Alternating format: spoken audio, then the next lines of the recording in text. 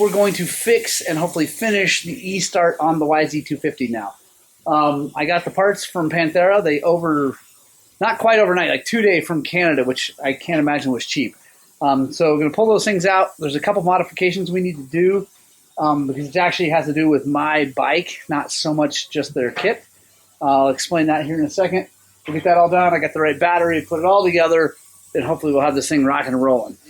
I got a new stator from Panthera because, as you saw in the little video, I'll put it right up here, the arcing, that was a breakdown in the insulation right between here, the exciter and the charging coil. So it sent me a new stator, but we actually found that because it actually needs a better ground because of the YZ. The way the YZ is set up, some of them, not all of them, it needs another extra ground. So anyway, let me show you what they sent, the tech bulletin. If you guys are doing this, this will help you, I think. These things are really handy for unpinning the wires here. So we're going to unpin the black wire. So we unpin that guy. We're going to need to cut this insulation back just a little bit.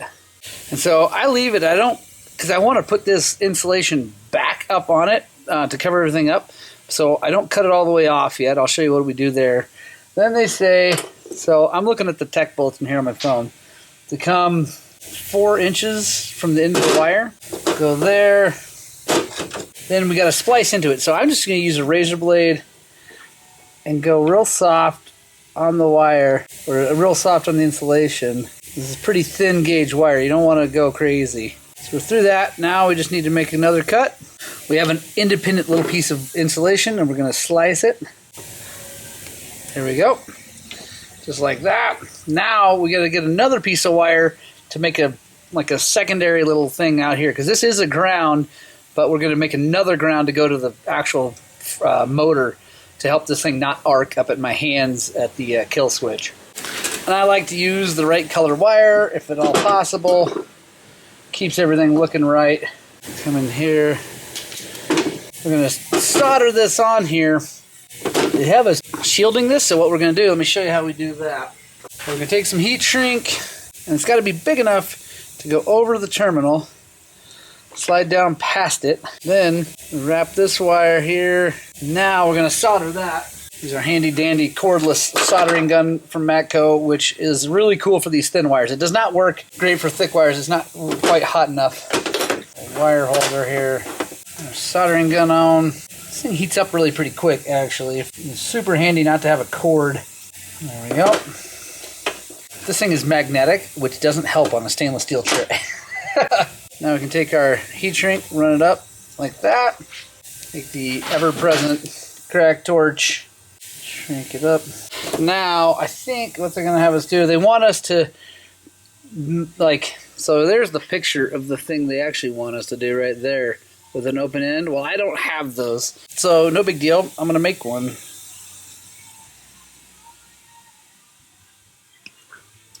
Boom, just like that. There we go. I'm going to put this on there.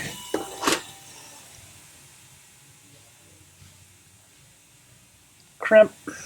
There we go. So now we've made what they made. Now we got to re-plug in, wire back into the thing. That's easy, obviously. So it says that this needs to be bolted to the coil ground. Oh, it goes up on the ignition coil, up on the frame. So that's where that goes. So now, the next thing we needed to fix was that I didn't get a good enough seal on this with silicone to keep it from leaking the oil bath that you put this in. So let me show you what I'm going to do here. The problem with the last one was I installed it and then I tried to shoot silicone in here, and what happened was it went in here and I tried to mush it around, but it did not get back in the back area. So what we're going to do is over here on the bench, we're going to fill this thing with silicone and let it dry before we install it. Clear RTV silicone. I like to use clear if I can because it doesn't look as ugly as red or whatever. So now we're going to just goop a bunch of this. And see, as we're doing this, it doesn't matter if you're stretching the rubber a bunch because, you know, it's flexible right now. All right. I feel good about that. Now I'm going to let this sit and dry for a little while. And while I do that, I'm going to take you over. We'll install the new regulator rectifier that they sent us. So, one of the other problems I had, besides the scary arcing at the handlebars at the kill switch, was that it wasn't really charging the battery.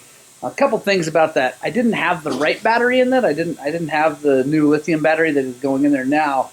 But then also, I checked the voltage coming out of the stator, and it was a solid. It was 20 some odd volts at idle, so which it should be, and then coming out it was only like 12.5 at the battery. So anyway, they were nice enough to just send me a new regulator rectifier. We're going to bolt that thing on there and have that ready to rock and roll in case that was the problem. It also maybe could have been the battery, but I'm going to do that. Really just going to take the battery box back out, do that, put the battery box back in, then we should be ready to go as soon as that silicone dries. So I'm going to install this stator here. The silicone's not totally dry on the grommet, but I want to get it in there while it's not totally dry, so that as I'm shuffling it and moving it and get it in there, it's not going to like break something loose and then leak. So get it in there. I'm also putting silicone around this edge of it that goes around right there, so to seal the whole thing up. Try desperately to not have an oil leak this time. All right, guys, so I got everything hooked back up. No big deal from the other video, except for, like I said, I did a better job with the silicone. It's good. It doesn't seem to be leaking on that paper. That's actually not from this bike. I put the paper down there to see if we get any red oil, because I'm putting Bellray gear saver in it. So I got it all hooked up.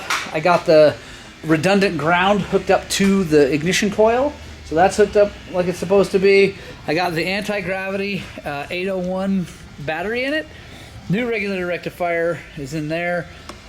Yeah, we're gonna hit the button. I don't know if it has enough like power to start it, but we're gonna find out. Okay, so it's turning over good. Let me set you guys down here and maybe give it a little bit of gas.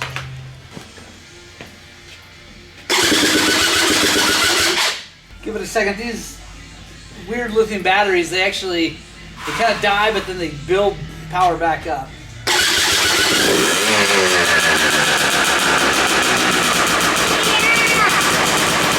All right, now we gotta check the charging.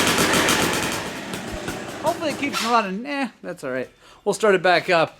That is a brand new top end that I have not broken in or even really run long enough to burn off all the assembly lube. So let me put you guys up here on the handlebars and we'll check our charging.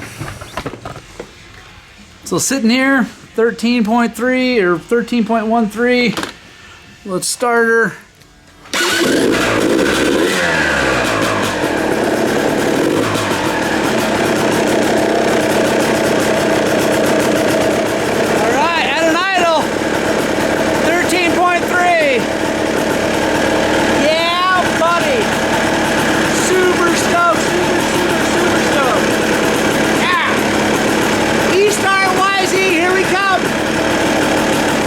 Okay guys, so YZ is almost back together. If you're wondering how hard it is to get the air filter in there, it's pretty freaking hard.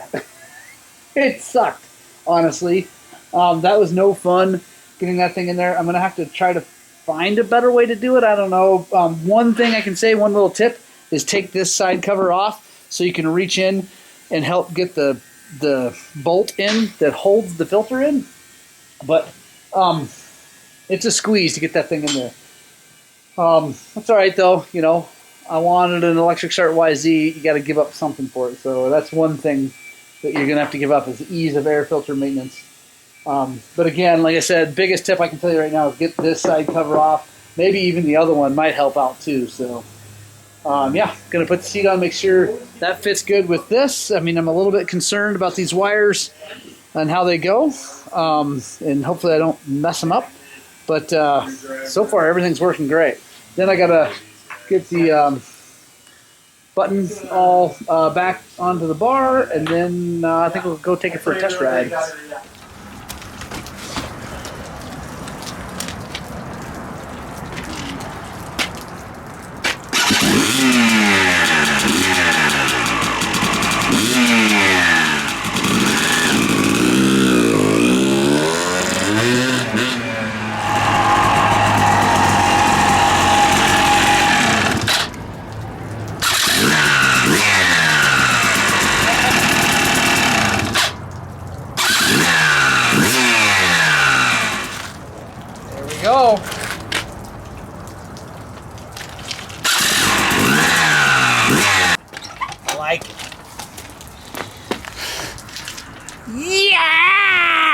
YZ250 Electric Start. So freaking stoked. Guys, I'm really happy about this thing. I think it's going to be awesome. Quick little walk around of the bike, kind of show you what it's changed. So obviously the big thing is that right there. And the big thing to think about is when you're sitting on the bike, it doesn't stick out any further. That's a stock shaped shifter, right? So that doesn't stick out any further than the normal stator cover. The only thing that's sticking out is this here, and obviously this up here, but that's blocked by the tank. Obviously that could be an issue if I tip over in a rock, whatever. It would not have been a normal issue with the normal cover, but I'm really happy. The Enduro Engineering skid plate is working really good to cover it up. Seems like that is gonna keep this safe. This is the biggest concern, but you know, the pipe should protect that. I think we're gonna be good. Also, that cover is absolutely super burly. Panthera Motorsports, thank you. I am really excited. Yeah, it took 2 times to get it right as far as like installing it and getting the oil leak thing and then the stator, you know, whatever. I'm happy. I'm really, really happy. Thank you so much, guys. Yes. Make sure you subscribe to the channel. Also, click on the series that this video is in and click the little notification bell so that you make sure you get updates, because I'm going to be beating on this thing as much as humanly possible. I'm going to be putting lights on it eventually. I don't have that figured out quite yet, like what I want to do, but I will be putting lights on it, so make sure you stay tuned for that. And we're just going to test the heck out of this thing. Super stoked. Guys, you know what I'm going to say.